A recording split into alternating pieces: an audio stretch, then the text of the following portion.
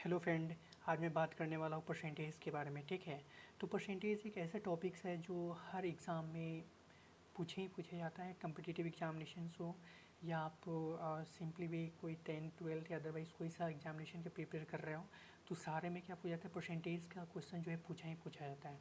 तो सबसे पहले मैं बात करने वाला हूँ कि परसेंटेज का मतलब होता है क्या। ठीक है, देखो, परसेंटेज में दो परसेंटेज जो है दो शब्दों का कम्बाइनेशंस होता है। परसेंटेज जो है दो शब्दों का कंबाइनेशन होता है। पहला होता है PER पर, ठीक है, पर, और दूसरा होता है CENT, ठीक है, परसेंट। परसेंट एक होता है पर और दूसरा होता है सेंट।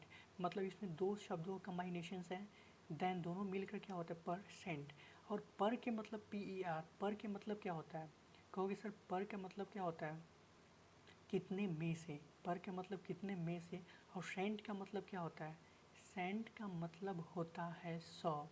तो परसेंट का मतलब हो गया आउट ऑफ 100। ठीक है, परसेंटेज का मतलब क्या हुआ, आउट ऑफ 100। ठीक है, मतलब कोई भी चीज़ को 100 में से कैलकुलेट करना ही क्या कहलाता है, परसेंटेज कहलाता है। मतलब कोई भी चीज़ को 100 में से कैलकुलेट करना ही क्या कहलाता है, परसेंटेज कहलाता है। ठीक है, फॉर एन एग्ज़ाम्पल, जैसे यहाँ दे दिया आपको A percentage of B, A percentage of B. तो इसका मतलब क्या हुआ कि ए को हमेशा न्यूमरेटर में रखेंगे, अपन परसेंटेज का मतलब 100 होता है तो यहाँ 100 कर दिया, ठीक है, इनटू बी हो गया बी, ठीक है, तो बी कर दिया। इस तरह करके हम क्या करते हैं, परसेंटेज के वैल्यू निकालते हैं। मतलब जो पहले वाला वैल्यूज़ होता है, जो जिसमें परसेंटेज के वैल्यू हम चिन्ह देते हैं, उसको हमेशा न्यूमरेटर में रखते हैं। देन जब हम उसको 100 करेंगे, आउट ऑफ 100 करेंगे, तो उसको क्या करेंगे, A/1 100 इंटू बी।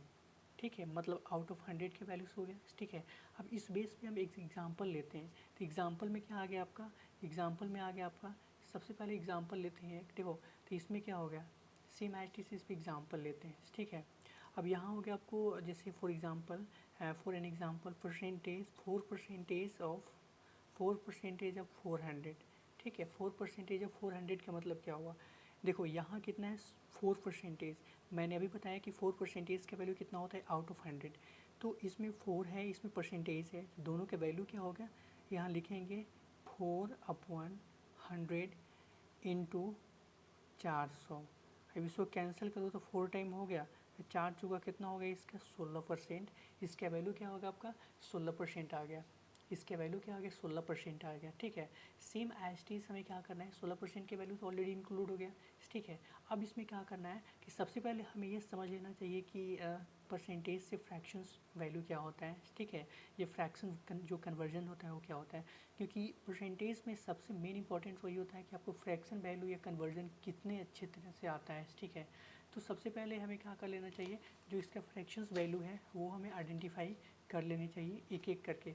तो फ्रेंड, इस वीडियो को लास्ट तक जरूर देखना, क्योंकि मेन पॉइंट ये है कि आप जब तक फ्रैक्शन से कन्वर्जन वैल्यू को अंडरस्टैंडिंग नहीं करोगे, जब तक इसमें कोई आगे कन्वर्ट ही नहीं कर सकते हो। ठीक है, तो हम एक एक करके स्टेप बाय स्टेप बताते जा रहा हूँ, एकदम आप स्टेप बाय स्टेप समझते चले। ठीक है, सबसे पहले इसमें दे रखा है 1%। ठीक है, तो कहोगे सर 1% का वैल्यू क्या होता है। ठीक है, यहाँ कहोगे 1%, या कहोगे सर 100% बराबर, 100% बराबर कितना होता है, कहोगे सर 1 होता है। ठीक है, अब देखो यहाँ करना है मुझे 1/2, 1/2। ठीक है, 1/2 बराबर 1/2 इंटू 100 करोगे तो इसका वैल्यू कितना होता है, कहोगे सर 50% होता है। इसका वैल्यू कितना होगा, 50% होता है।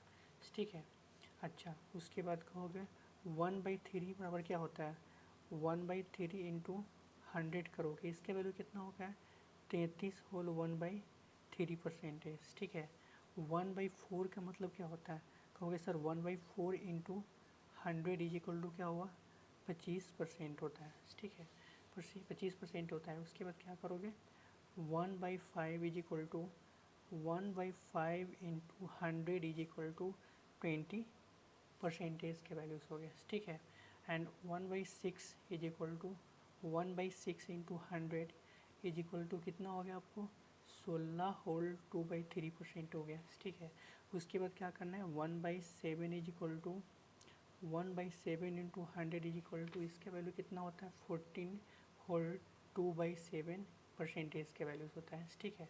फिर हमें क्या करना है, 1/8 इज इक्वल टू 1/8 इंटू 100, ठीक है। 1/8 इंटू 100 का वैल्यू क्या होता है, कहोगे sir 1/8 into 100 is equal to, इसका वैल्यू कितना होता है 12 होल 1/2 परसेंटेज के वैल्यू होता है। 1/9 परसेंटेज का वैल्यू क्या होता है, कहोगे sir 1/9 into 100 is equal to कितना का वैल्यू हो गया, वो 11 होल 1/9 परसेंटेज होता है, ठीक है। 1/10 परसेंटेज बराबर क्या होगा, 1/10 इंटू 100 इक्वल टू कितना हो गया, 10% का वैल्यू हो गया 10, ठीक है। इतना आ गया आपका।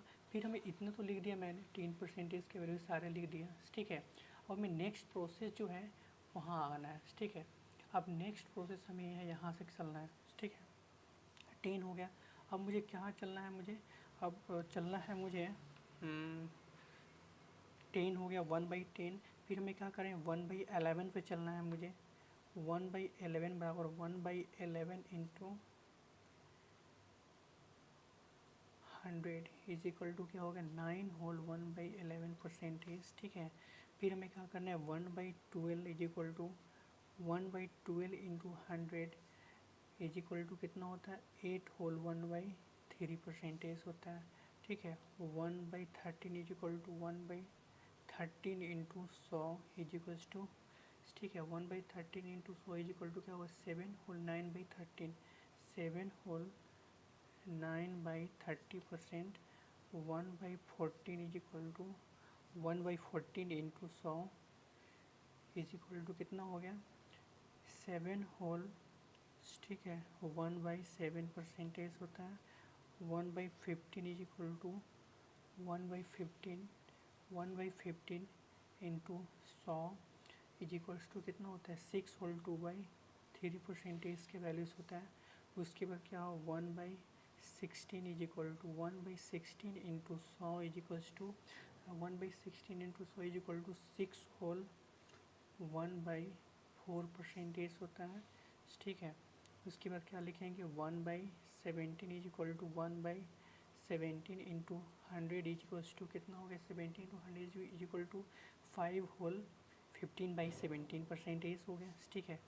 1/18 इज इक्वल टू 1/18 इंटू कितना हो गया 100 इज इक्वल्स टू 18 हो गया 5 होल 5/9 परसेंटेज के वैल्यूज़ हो गया, ठीक है। फिर हमें क्या करना है 1/19 इज इक्वल टू 1/19 इंटू 100, ठीक है। 1/19 इंटू कितना हो गया 100 इज इक्वल्स टू कितना का वैल्यूज़ हो गया 19 का वैल्यू होता है 5 whole 5/9 percentage and last step is 20 percentage का मतलब क्या होता है 1/20 is equal to 1/20 into 100 is equals to 5 percentage, ठीक है। इतना जो है मुझे फ्रैक्शन से कन्वर्जन से फ्रैक्शंस के वैल्यू इतना जो है हमें ऑलरेडी आना चाहिए, ठीक है। इतना आना चाहिए, फाइन। देन इसके बाद क्या करो परसेंटेज का वैल्यू हो गया है मेरा, ठीक है, ये हो गया। अब मुझे क्या करना है, अब मुझे क्या करना है इसके बेस जो नेक्स्ट है वो हमें करना है क्वेश्चन।